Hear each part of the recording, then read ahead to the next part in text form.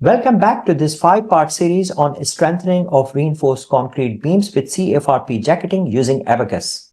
In first 2 parts, I talked about creating parts and property modules. If you have missed any of these parts, link is somewhere around here. In this video, I will talk about assembling parts. The series is divided into 5 parts. In first part, I will talk about creating geometry. Second is about material properties and sections. Third is about assembling those parts. Fourth is about meshing, loading, boundary conditions, contact interactions, and job submission. Finally, fifth and last part is about viewing the results. This is a problem that I'm going to solve today. The details are given in this book. These are the material properties. Hey friends, if you're new here, I am Dr. Jawed Qureshi, a senior lecturer at a London university. On this channel, we explore technical and human skills to help us lead more productive, happy, and examine life. The third part is about creating assembly for the parts that we created in part 1. That includes beam, reinforcement, jacketing, etc.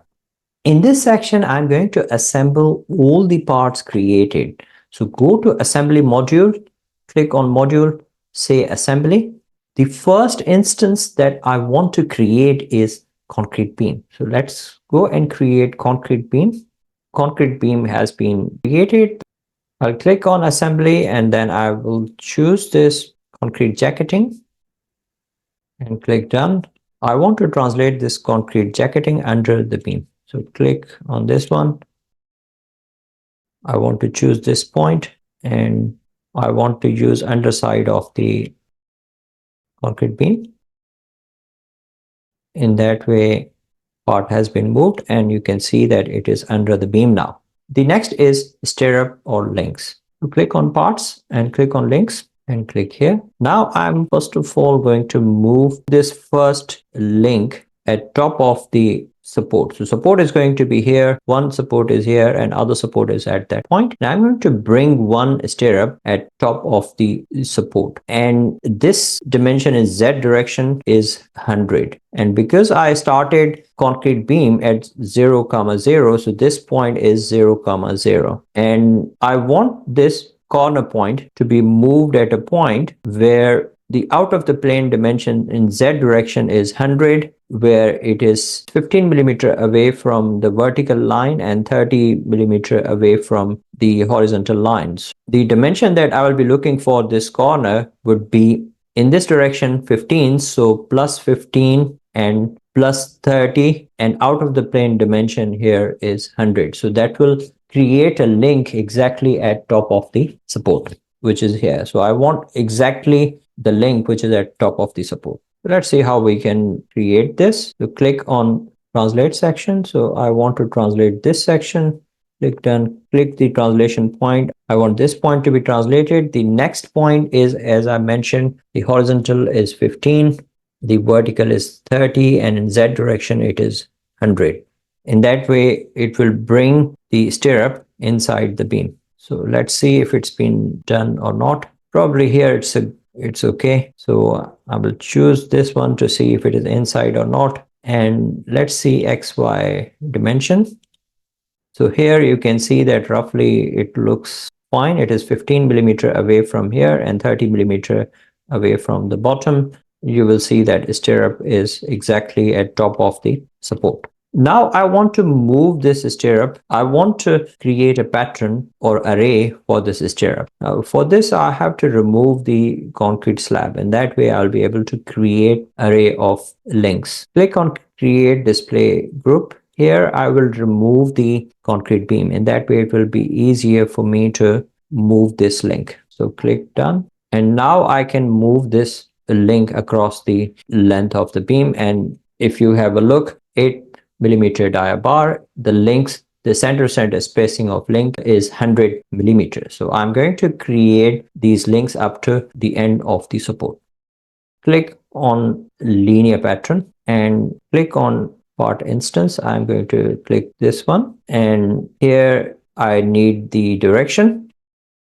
I would say direction is maybe this one, and in other direction I don't need it. The distance is 100. So in that way, you will click on this and you will create Let me see XY dimension and increase the number of 5, 6, 7, 8, 9, 10, 11, 12, 13, 14, 15, 16, 17, 18, 19, 20, and 21. In that way, you can see that the stirrups, they have been created. Now I will activate the beam again, and then I will position the bottom reinforcement. The bottom reinforcement has got a concrete cover in this direction as 30 millimeter and 30 millimeter in other direction. This is the bottom reinforcement which I want to place first.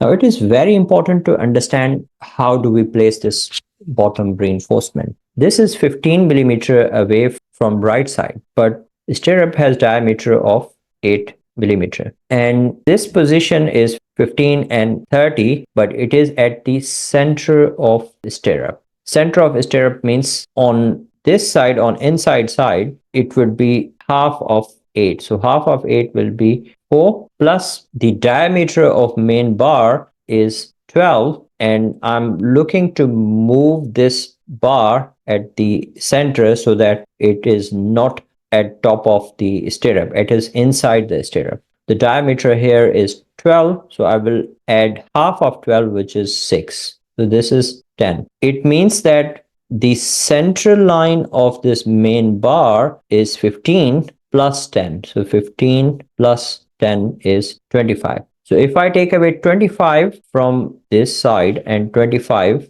from the other side, the total dimension is 150, which will give me center to center distance between bottom bars as 100. Now this is really very important to understand. If we do not follow this logic, then we will not place the bars properly inside the concrete beam. Let's see how we can achieve this. So this is 25. So the dimensions will be 25 in horizontal direction, and vertical direction it will be 30 plus 10 as well. 30 plus 10 will be 40. So let us see how we can place the bottom bar. So click on instance and click on bottom bar.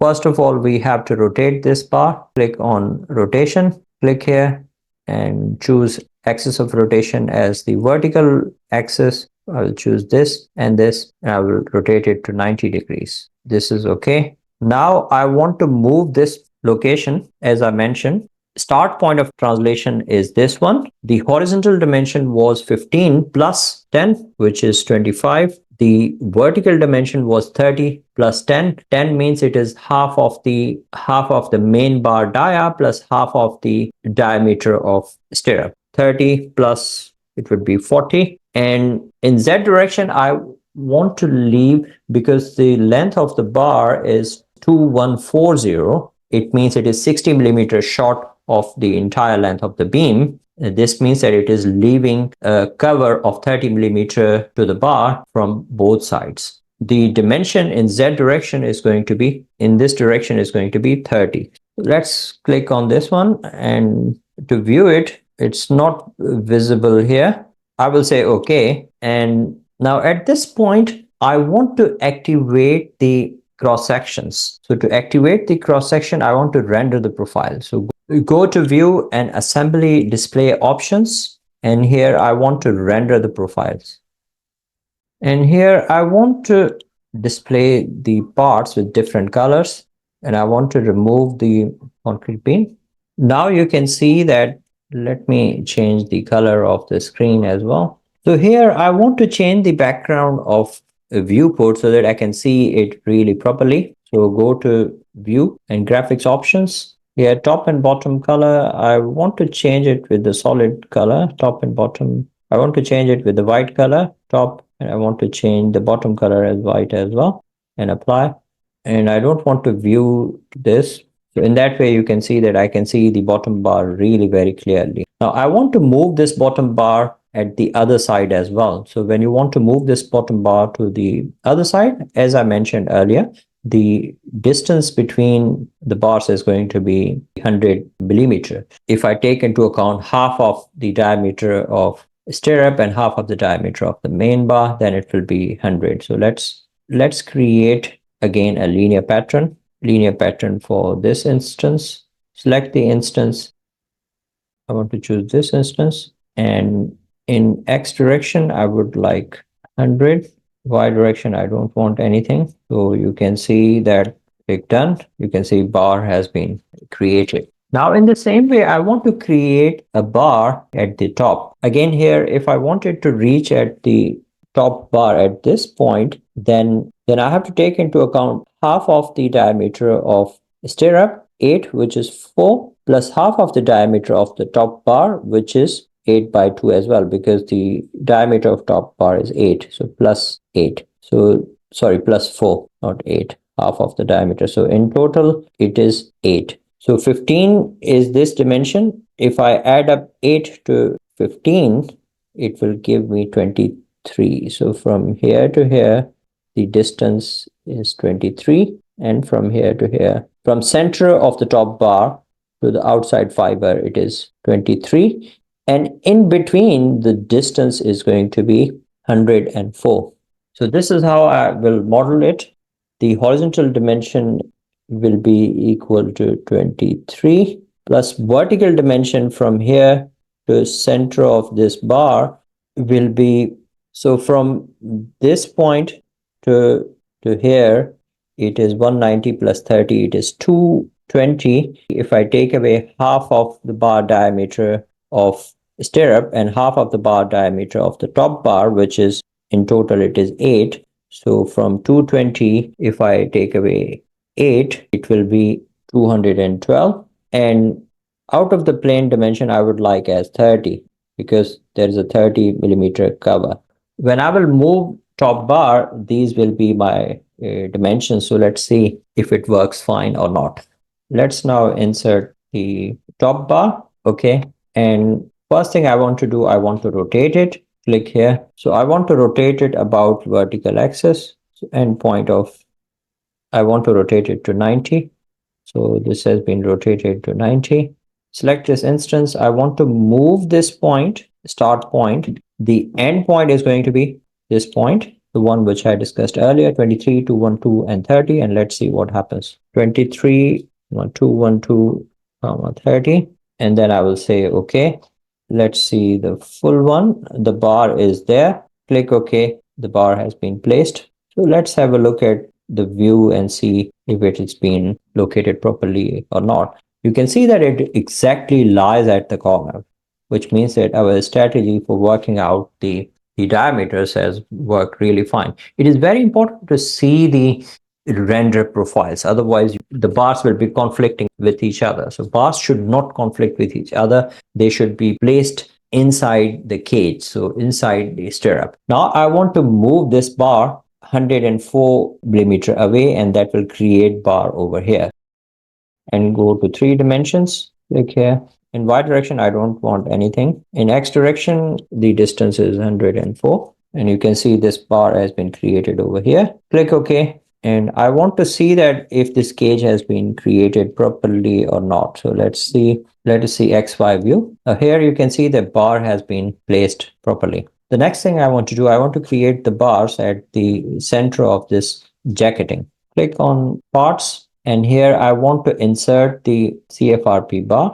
After you have inserted CFRP bar, then you need to rotate this first. So let us rotate this. Click on rotation and click done. I will choose vertical axis here and then 90.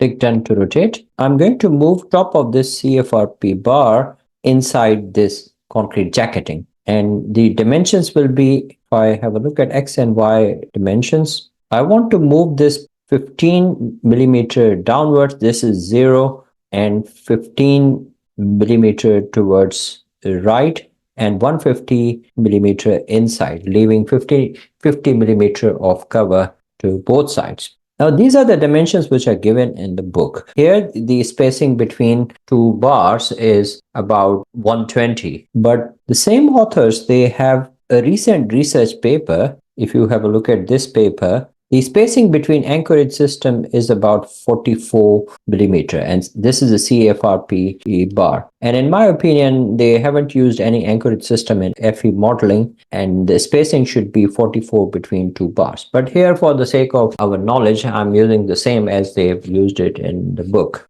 which is 120 millimeter. And also there is another mistake that here it's 15 minus 15. This can't be 180 because otherwise it won't fit into the beam. So this is 150. Let's have a 3D view and let me translate. So go to translate, select instance to translate, select the start point. I'll choose this start point and it's asking me for endpoint. I will say plus 15 comma minus 15 comma 150. In that way, it will bring it inside the jacketing. And if you want to have a look at if I remove the beam, then things will be better. Let's remove the beam. I have to say OK before I remove the beam. So OK. Now you can see that we have a bar which is at the center of jacketing. The center to center distance is going to be 120. So again, I will click on radial pattern and I will choose the bar. So simply, I will remove the jacketing. So concrete jacket, I will remove that. Then you will have a bar over here. I will choose this bar and I would like in X direction, I would like 120. So, and in Y direction, I don't want anything. It will create another. And now if I have a look at jacketing again, and if I have a look at X and Y, you can see that now bars have been properly located. But again, it's up to you how you use it. You can use the book or you can use their research paper. Once you have placed the bars and place reinforcement, I will add this up again. Once you have placed everything, assembly is finished. We are not done yet. In next video, I will talk about step interaction, mesh, and job module. Click here to come on over. If you have missed any of these videos, click on this side of end screen to watch them.